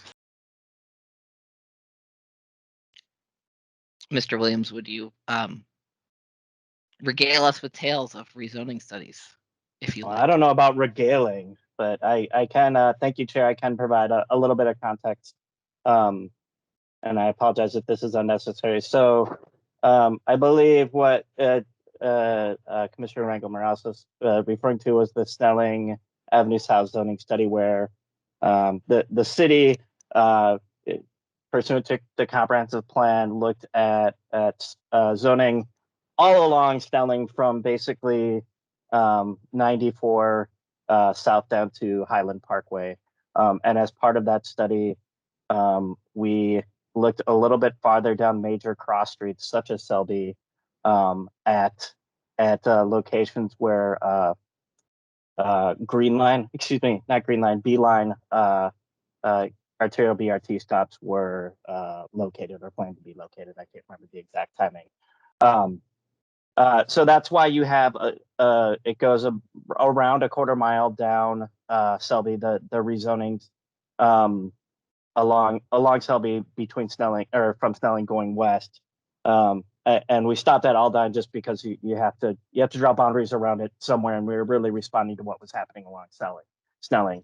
I would imagine that east of there, towards Fairview, and Ms. Stadlitz may have said this, is probably that mix of B2 and RM2 probably dates back to the mid 70s when we adopted the so-called modern zoning code, and it likely, I don't know the land uses in that area, so I'd have to look to be sure, but generally speaking, when the modern zoning code was adopted, there was a lot of look at what was currently on the ground and trying to match that as those new zones were put into place. So hopefully that helps as well. Thank you, Mr. Williams. And I just wanted to, I think my perspective is similar to those that other commissioners have shared, and I appreciate Mr. Williams identifying some of that historical context for us. And one thing that's keeping, I think, me focused on sort of the conflict that folks have been talking about between change and reality and need is that the comp plan identifies this area as a corridor with a mix of uses. It is very, very close to a number of transit options and is therefore much like the street that I live near, really a great place to add density to both support the small businesses along Selby, in my opinion anyway. And while change is difficult, and I am definitely aware of that, having lived and worked in the city for a very long time and seen a lot of change, I think that because the zoning code must follow the comprehensive plan, and this rezoning is, I think, T2 is a good question, but I think residential is what is really needed. And I would worry in the long run about the mix of uses available in T2 and the heights available in T2 to some extent, including with a conditional use permit that RM2 sort of allows for a little more friendly and sort of communal type development. And now with Commissioner Hood back, is there anyone else to add to the discussion, or can we entertain a motion?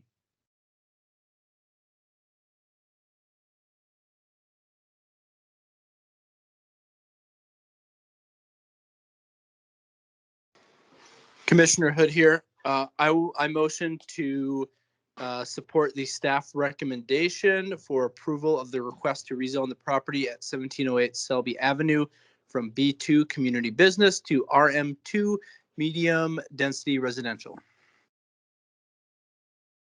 Thank you, Commissioner Hood. This is Chair Riley again. That's our motion. Is there a second to support the staff recommendation? Commissioner Sayed, I'll second. Thank you, Commissioner Said. And now, Ms. Langer, if you will call the roll call, please. Commissioner Hood, Yes. Commissioner Said, Yes. Commissioner Tegia, Yes. Commissioner DeJoy, Yes. Commissioner Ringel Morales, Yes. and Chair Riley. Yes. And thank you, Commissioner DeJoy, for sticking around.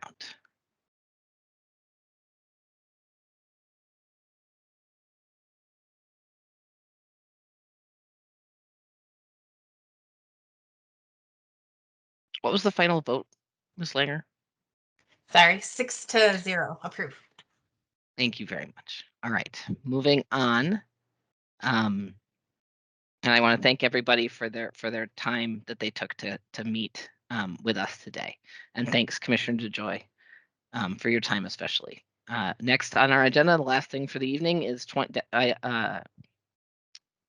case number 21-312-227 for 551 Barge Channel Road, which is a conditional use permit for an outdoor recycling processing center at 551 Barge Channel Road, which is at the northeast corner with Concord. And we have Mr. Williams, the Barge Channel Road expert, to present this item to us today. Thank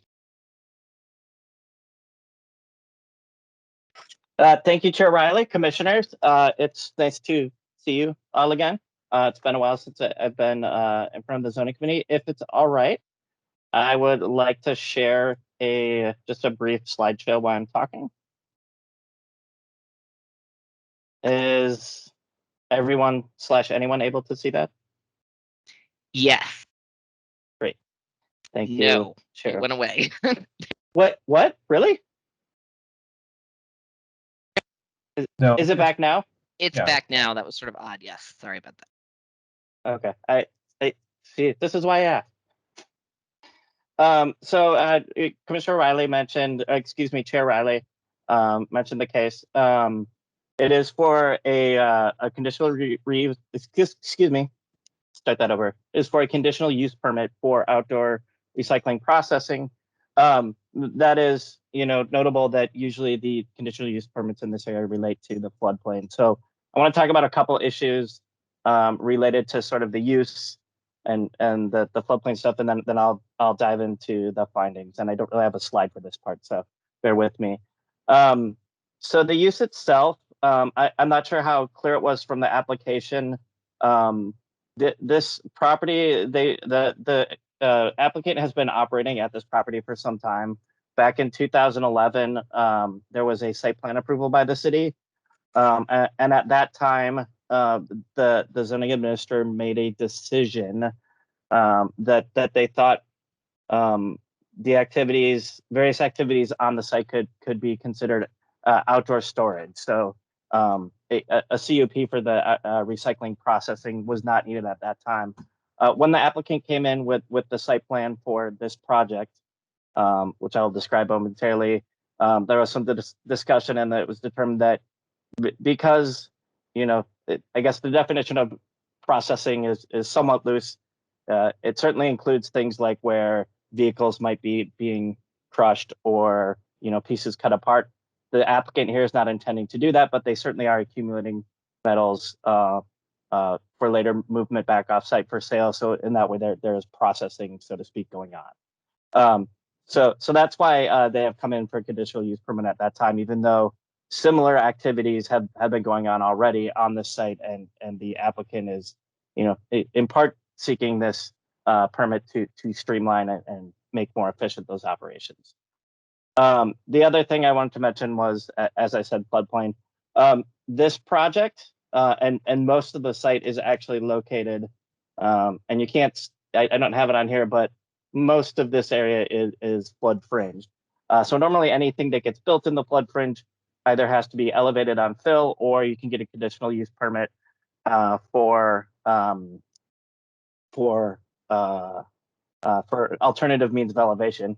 In this case, it's kind of a combo. They are elevating the property on fill, elevating the project on fill. I didn't really do a full analysis. It's not clear that this would be a structure that would require elevation anyway, but because of the nature of the project, I'll discuss in a minute, it of course makes sense to elevate it. So although they are in the floodplain, and they will be doing an update to their flood response plan and completing a floodplain application, which is an internal city document that's really more of a way to track some information than it is an application. There is no CUP needed for the project for river corridor location. It's just for the underlying use. So the other thing I want to mention is just describe it a little bit more. So essentially the project consists of a concrete pad. I believe it's in the range of 400 square feet. It will be surrounded on three sides by a concrete wall, and then they are proposing to top it with a fence to get to 8 feet, which speaks to the standards for the use. And then the nice thing about the project is by building a concrete base, they're containing not only the metals themselves, which consist largely of shavings and other sort of leavings from metal processing, but also any lubricants that might be on those metals, which is pretty common for the types of industries they're servicing. There will be a stormwater collection system underlying the pad itself. That water, and you'll be able to see this when I get to the site plan, will then run into a tank which can be periodically pumped out, and then that wastewater brought off site. and disposed of properly. So that's kind of what's happening with the project. I hope that context helps. I did want to call one other thing out. This sort of odd, so there's the yellow outline, then there's this other project, which if you look at the maps in your, property in your packet, they only outline this property. These are all actually properties owned by the applicant that are part of the use. So just wanted to point that out. You would notice it if you closely compare the plans that were provided with those maps. So I do apologize. I did not catch that, and so my fault. But we are just fine with the application. I also want to note this distance. This is about 800 feet, and I say that because it has to do with one of the conditions of the project. Let me get into why we're looking at the site plan. So this is the concrete pad. This is how they access it. The tank is over here. Drainage system pumps. The tank is actually above ground. And this is the area of disturbance as they sort of create a pathway for this. So I wanted to talk about the requirements. So there are two sets of requirements for this project. There are the standards specific to the use, outdoor recycling processing. And then there are, of course, the standard conditions for any conditional use. There are three conditions on specifically for outdoor recycling processing, and this project meets or can meet all of those. And you'll notice in my staff report, I recommended inclusions of some conditions that really relate to operations. The applicant has indicated that they don't have any plans that would conflict with those conditions, but it's just best practice for us to have those conditions clearly spelled out on a permit should there be any problems in the future. So the first condition relates to location and the requirement for an 8-foot wall. That is why I showed you the distance from the nearest residential district. It's well outside of the, I believe it's a 300-foot spacing requirement. And again, the applicant has proposed a design with location and the barriers surrounding creating the enclosure consistent with that first standard under 68.846A, and this is in finding 2 in the staff report if you're following along.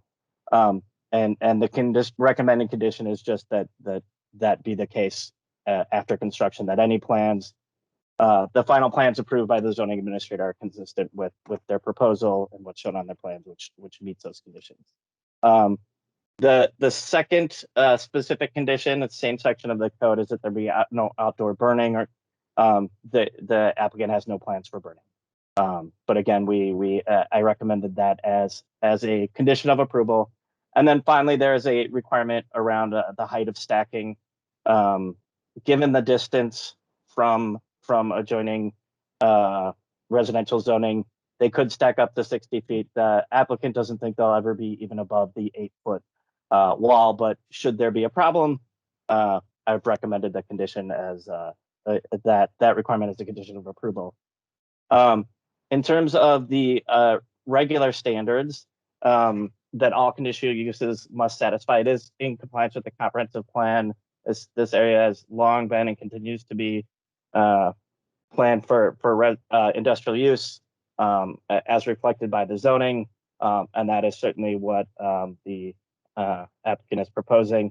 As I mentioned, they are doing similar operations. The applicant does not anticipate any increase in truck traffic. They're not getting more clients.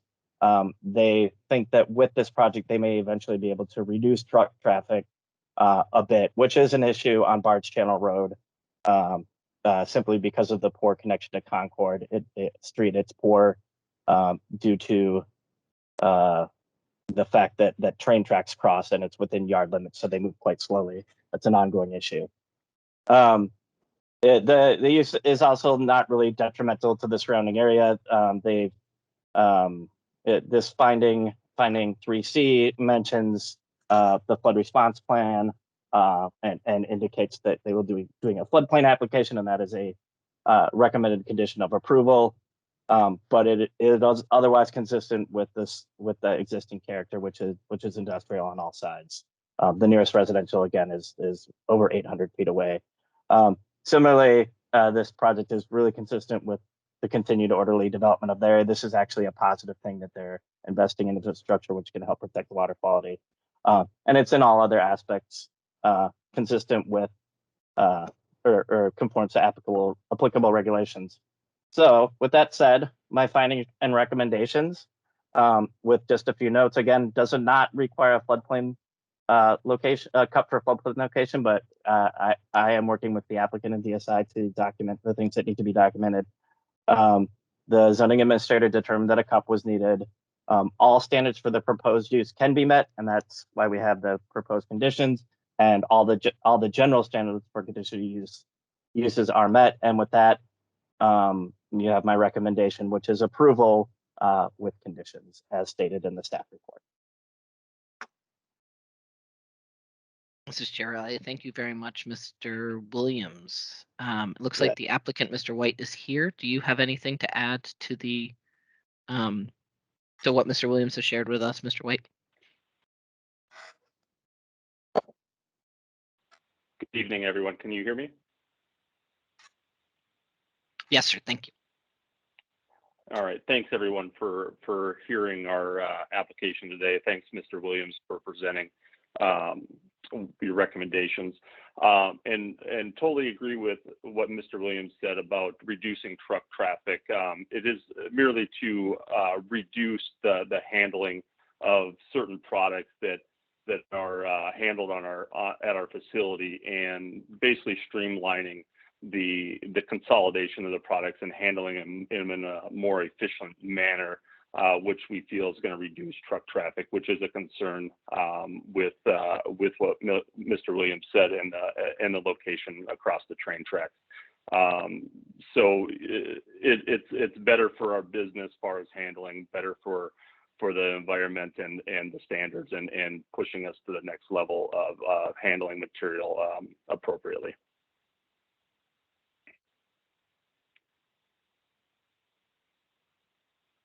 Thank you, Mr. White. Are there any questions for staff or for the applicant from the committee members?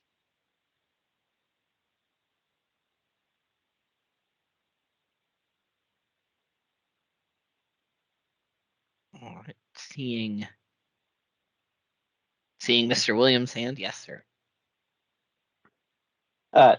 Thank you, Chair Riley. Just for the committee's benefit, I did receive a call from an individual whose name I don't have, Bob Kraft, who was with the District 3 Council. They, as you saw in my staff report, they did not provide a recommendation. By the time I had finished my report, and my understanding is we didn't receive anything. So he did not express necessarily opposition. He did ask the question about traffic, and we had a discussion about the Port Authority's long-term plans to help address access to their properties and others along Barge Channel Road. Thank you, Mr. Williams, for that additional information. All right, I'm going to ask first if there's anyone here to speak in support of this application.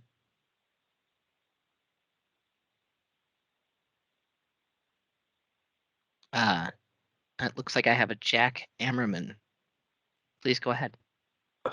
Thank you. My name is Jack Ammerman. I'm civil engineer and project manager on behalf of this project with Northern Metal. I just wanted to let you guys know that I'm available for any technical questions if you might have them for the project. Thank you very much. And if you could state your address for the record, that'd be great. 1800 Pioneer Creek Center in Maple Plain, Minnesota. Thank you. Was there anyone else? Is there anyone here to speak in support of this application?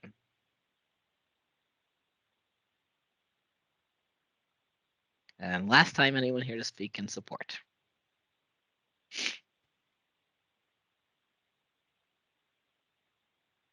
Okay. Seeing no little hands or lit up purple circles, is there anyone here to speak in opposition to this application?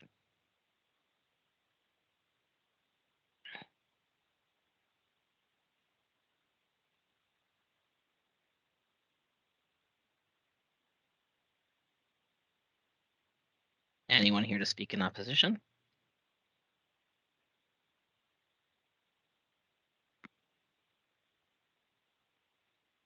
And anyone to speak in opposition? All right. Thank you, Mr. Williams.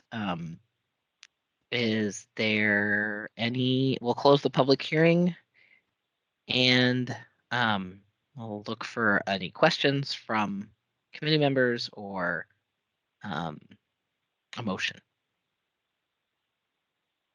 Mr. Warner.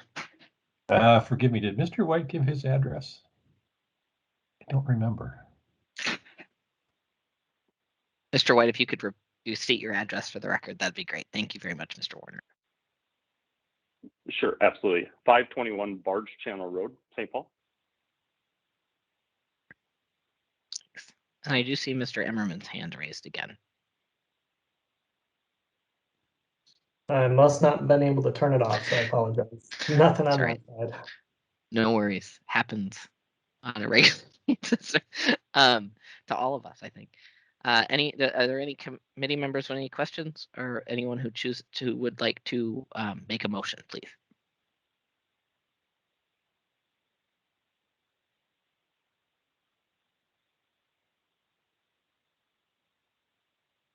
Commissioner Hood. Thank you, Chair Riley. I would like to motion to approve the staff recommendation of approval of a conditional use permit for an outdoor recycling processing center at 551 Barge Channel Road, subject to the 4 conditions that are outlined within the staff report. Commissioner Rangel Morales, second. Thank you, Commissioner Hood and Commissioner Rangel Morales. Mr. Warner, do you need Mr. White's personal address and not his business address? Is that why your hand is up? Oh, I apologize. The hand is still up. The business address is fine. Sorry. Great. Thank you very much. All right, we have a motion and a second. Ms. Langer, will you call the roll call, please, or the vote, please? Commissioner Hood, Yes. Commissioner Said, Yes. Commissioner Tagiev, Yes. Commissioner Rangel Morales, Yes. and Chair Riley. Yes. 5 in favor, 0 opposed. Excellent. Thank you very much, everyone. That completes our agenda for the day. And I think we get a pass for a week from 2 weeks for today. Is that still correct, Ms. Langer? Yes.